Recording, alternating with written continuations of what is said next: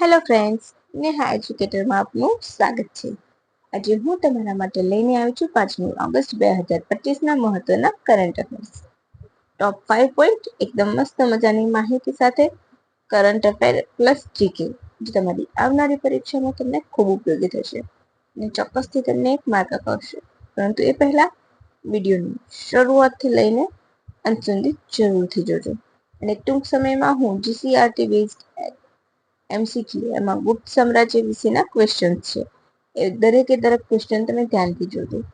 એ પણ હું લઈને આવી જઈશ, તો તમે એ જોવાનું ભૂલતા નહીં. અને સાથે સાથે છેલ્લા 6 મહિનાનું કરંટ અફેર પણ હું રેડી કરી રહી છું, તો હું તમને પ્રોવાઈડ કરી દઈશ. હવે એક રિક્વેસ્ટ છે કે તમે મારા કરંટ અફેરનો જે છેલ્લા 6 મહિનાનો ભાગ છે એનો છે બીજો ભાગ જોઈ લેજો.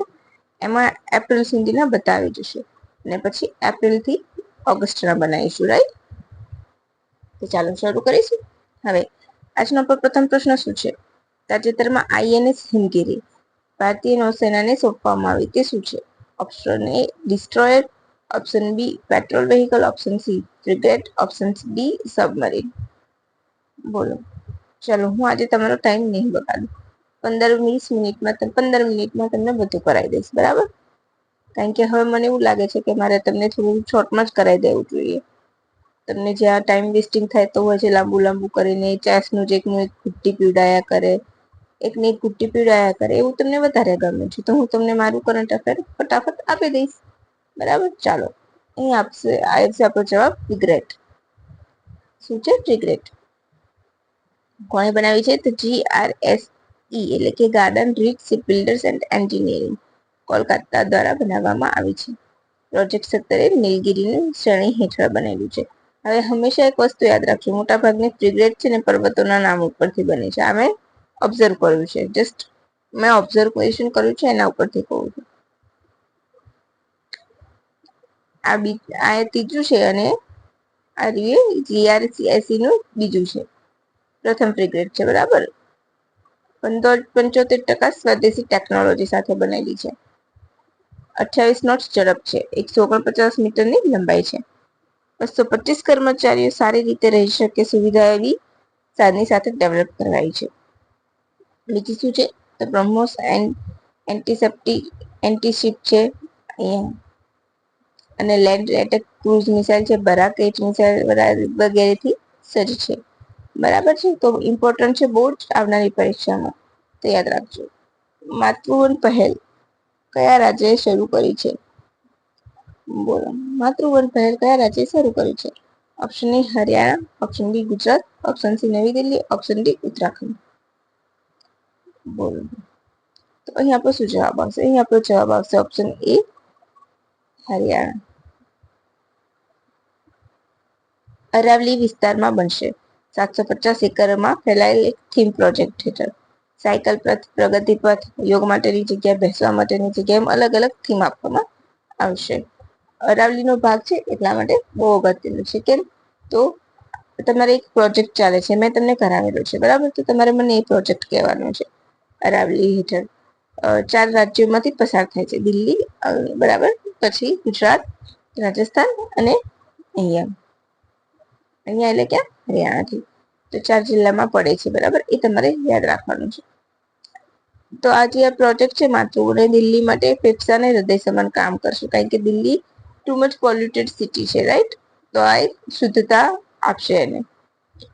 અને આને એક પેડ માં કે નામ પહેલ હેઠળ શરૂ કરવામાં આવ્યું છે, બરાબર છે? હવે તાજેતરમાં શિબુ સોરેનનું મૃત્યુ થયું, તે કયા રાજ્યના મુખ્યમંત્રી રહી ચૂક્યા હતા?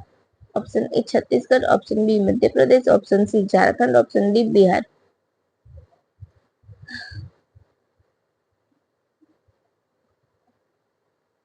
બોલો.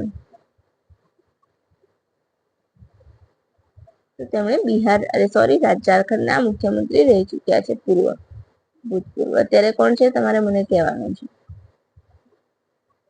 તેઓ ઝારખંડના 3 વખત સીએમ રહી ચૂક્યા છે, પરંતુ એક વખત તેમણે તેમનો કાર્યકાળ પૂરો કરી શક્યા નહોતા. તેઓ દિશમ ગુરુજીના નામે જાણીતા હતા, બરાબર? 1972માં ઝારખંડ મુક્તિ મોરચાની સ્થાપના કરી હતી. ઝારખંડને અલગ સ્ટેટ બનાવવામાં એમનો અગત્યનો ફાળો હતો. કોનો? શિબુ સોરેનનો. તેઓ 3 વખત ઝારખંડ છે, ઝારખંડ નથી, બરાબર. ઝારખંડની સ્થાપના ક્યારે થઈ હતી? 2000 રાંચી બિહાર, રાંચી તેની રાજધાની છે. બિહારમાંથી છૂટું પડ્યું છે. ઝારખંડ કયા માંથી છૂટું પડ્યું છે? બિહારમાંથી. અને રાંચી એની રાજધાની છે. ધનબાદ તમને યાદ હશે, કોયલાની ખાણ માટેનું જાણીતું સ્થળ. તો કોયલાની ખાણ માટે જાણીતા સ્થળ ઝારખંડમાં આવેલા છે. એ સિવાય સુવર્ણરેખા નદી, જે લોખંડના કારખાના માટે જરૂરી છે એવું પાણી, તો એ પણ ત્યાંથી વહે છે, એ પણ યાદ રાખજો. સંથાલ વિદ્રોહ, બિરસા મુંડા વિદ્રોહ જેવા આદિવાસી વિદ્રોહ અહીં થયા હતા. હવે બિરસા મુંડા વિદ્રોહ ના લીધે પણ ઝારખંડ અગત્યનું થઈ જાય છે, તો એ યાદ રાખજો. સરાયકેલા છાઉ નૃત્ય, પાઇકા માર્શલ આર્ટ, ડોમલકાઈ લોકગીત, એ બધું ઝારખંડનું છે.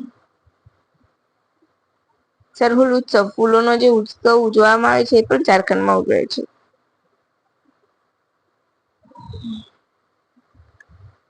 હવે એની સરહદો યાદ રાખી લેવાની. બિહારમાંથી છૂટું પડ્યું એટલે બિહાર હોય જ. એ સિવાય છત્તીસગઢ, પશ્ચિમ બંગાળ, ઓડિશા અને ઉત્તર પ્રદેશ સાથે સરહદ ધરાવે છે. કર્કવૃત પણ પસાર થાય છે, એ પણ યાદ રાખજો. કયું વૃત પસાર થાય છે અહીંયાથી? કર્કવૃત. ઝારખંડમાંથી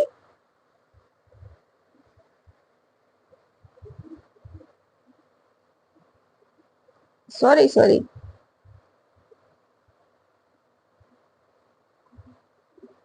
અચ્છા, ચલો, તમારે મને, મારી ભૂલ તો થઈ ગઈ છે બોલવામાં. તમારે મને આપણા રાજ્ય કહેવાના છે કે ભારતમાંથી કેટલા રાજ્યોમાંથી કર્કવૃત પસાર થાય છે ને કયા કયા, બરાબર. હવે આ બહુ અગત્યનો ક્વેશ્ચન છે. ગુજરાતની કઈ યુનિવર્સિટીને તાજેતરમાં NAACC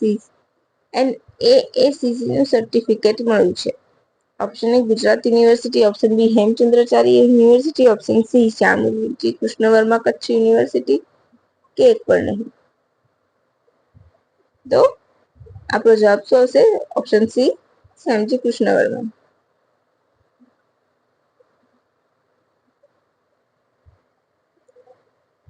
હવે નાક શું છે? એના કુલપતિ કોણ છે? તો કુલપતિ તો આચાર્ય દેવ કુલપતિ જ હોય, કોઈ પણ યુનિવર્સિટીના કુલપતિ. જે તે રાજ્યના રાજ્યપાલ હોય, બાકી જે પણ વ્યક્તિ હોય ઉપરાજ્યપાલ પદે સેવાવૃત્તિ કરતી હોય છે, એટલું યાદ રાખવાનું. તો કોણ છે? મોહન પટેલ, અને એમણે જ આ જાહેરાત કરી હતી. National assessment and accreditation council એટલે કે નાક, એને એની સર્ટિફિકેટ મળ્યું છે. હવે દુર્લભ માનવામાં આવતું CRIB બ્લડ ગ્રુપ ક્યાં મળ્યું છે? બહુ જ અગત્યનો ક્વેશ્ચન છે. ઘણા બ્લડ એવા હોય છે કે જે રેર હોય છે અને ભાગ્યે જ મળે છે, તો એવું બ્લડ ક્યાં મળ્યું છે? Option A Bengaluru, option B Mumbai, option C Chennai, option D Britain. અને બી એના નામથી જ આપેલો છે. તો અહીં આપણો શું જવાબ આવશે? ઓપ્શન સી, અરે ઓપ્શન એ બેંગલુરુ. એ પહેલા બોમ્બે બ્લડ પણ મળેલું છે રેડ બ્લડ ગ્રુપમાં, બરાબર. અને રેડ બ્લડ ગ્રુપની નોંધણી કરાવવી ફરજિયાત હોય છે, કારણ કે ભાગ્યે જ છેવટે જ કોઈક એકાદ બે વ્યક્તિમાં જોવા મળે છે, એટલા માટે, બરાબર. હવે બેંગલુરુ, હવે એનું શું છે? તો ક્રોમર ઇન્ડિયા બેંગલુરુ, બરાબર. ઇન્ડિયાના બેંગલુરુ માંથી મળ્યું છે, એટલા માટે આ નામ આપવામાં આવ્યું છે. એક મહિલા છે 38 વર્ષના, એમનામાં આ બ્લડ ગ્રુપ જોવા મળ્યું હતું. એન્ટીજન મળ્યો છે નવા પ્રકારનો, જે ગ્રુપને રેડ બનાવે છે, અને એની નોંધણી કરાવવી પડે છે. આ નામ કોણ આપે છે? તો ઇન્ટરનેશનલ સોસાયટી ફોર બ્લડ ટ્રાન્સફ્યુશન. 35મી ઇટલીના મિલાનમાં મળેલી બેઠક પર એને આ નામ આપવામાં આવ્યું હતું. ભારતમાંથી મળ્યું છે એટલા માટે. યાદ રાખજો, નામકરણ ક્યાં કરવામાં આવ્યું હતું. જગ્યા યાદ રાખજો, ઇટલીમાંથી. હવે આજનો આપણો છેલ્લો પ્રશ્ન શું છે? સંસ્કૃતિ ઉત્સવ. મેં તમને કહ્યું ને, આજે હું તમને નહીં કરાવું ડિટેલ, બધું જ શોર્ટ એન્ડ સ્વીટમાં પતાવી દઈશ, કારણ કે હવે મને એવું લાગે છે કે હું 20 મિનિટ પર તમને બહુ આપી રહી છું. સંસ્કૃતિનો ઉત્સવ અંડાલુકાઉથોરમ કયા રાજ્યમાં મનાવવામાં આવે છે? અહીં આવશે આપણો જવાબ કેરળમાં, બરાબર ફ્રેન્ડ્સ. તો બસ હવે અહીંયાથી જ આપણે વિદાય લઈશું આજના દિવસ માટે. પછી ફરીથી કાલે વધારે માહિતી સાથે વધે મળીશું.